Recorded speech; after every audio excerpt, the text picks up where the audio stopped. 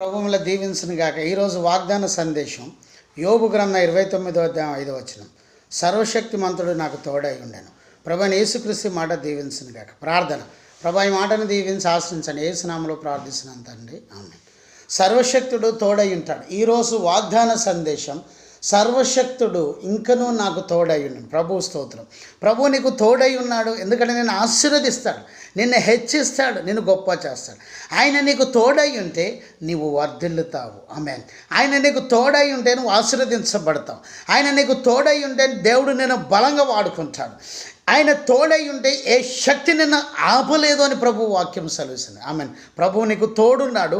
ప్రభు గొప్ప కార్యాలు చేస్తాడు.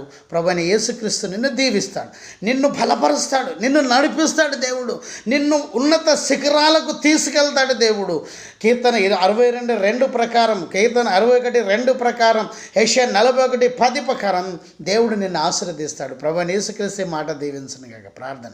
ప్రభు ఆ మాటను దీవించండి, ఆశీర్వదించండి.